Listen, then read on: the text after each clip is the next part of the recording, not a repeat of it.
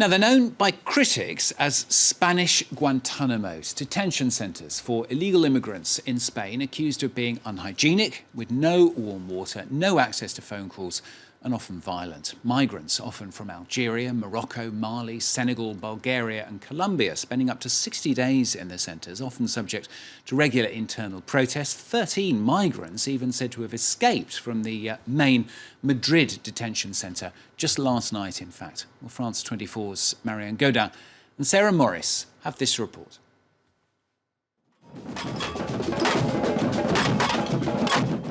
To the sound of percussion, these protesters call for the closure of all immigration detention centres in Spain.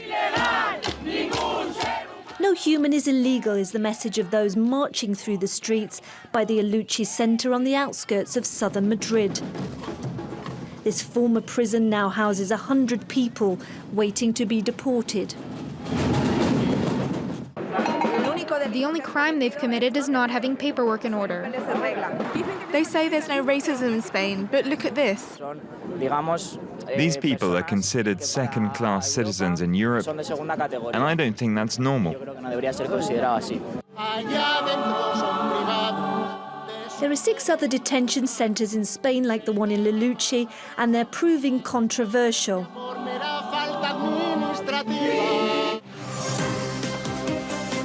A hunger strike in Barcelona, a mutiny in Madrid, a breakout in Murcia. Frustrated migrants are calling attention to conditions in these centres. Badara and Suleiman have just left the Madrid detention centre. They were released when the legal deadline for deporting them expired. 60 days spent between 4 walls for nothing. And the stay has left its mark on them. What you see in there is very hard. You have a knot in your stomach day and night because you think it's your turn to be deported. For me, that place is a place of humiliation, where people are humiliated. We are immigrants. We left our countries to find a better life. Here they humiliate us as if we are worthless.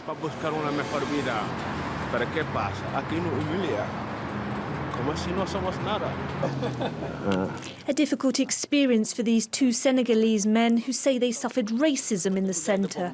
They also witnessed violence. There was a young Arab man from Algeria in there, a minor. But the police beat him up in a room, not in the corridor where there are cameras, but in a room. The days afterwards, we all refused to have our breakfast and said we were going to go on strike to denounce what they did to that boy.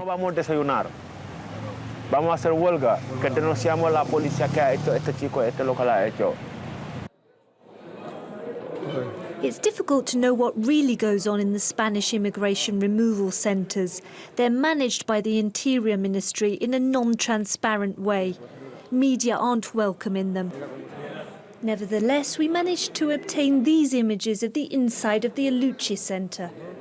These are the toilets. It's disgusting. There's no light. This video was shot secretly for us by one of the immigrants there. Rare images which show a dilapidated building and residents with virtually nothing to do.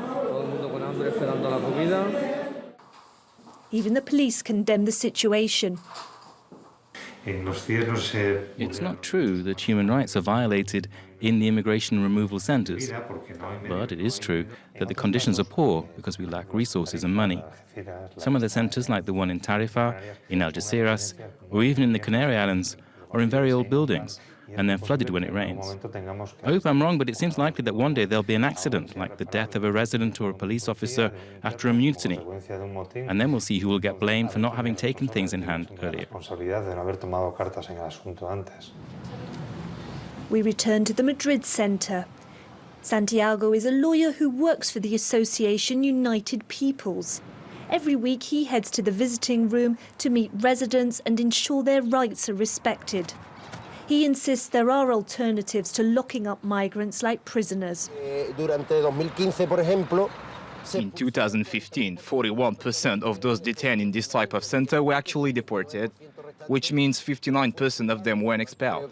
So they're not efficient in that sense. We suggest there are alternatives like regular check-ins with the authorities, the confiscation of documents, and the assigning of a residence. Similar ideas are backed by town halls in Madrid, Barcelona and Valencia. They haven't won the Interior Ministry over so far, and no one was available from the ministry for interview for our report.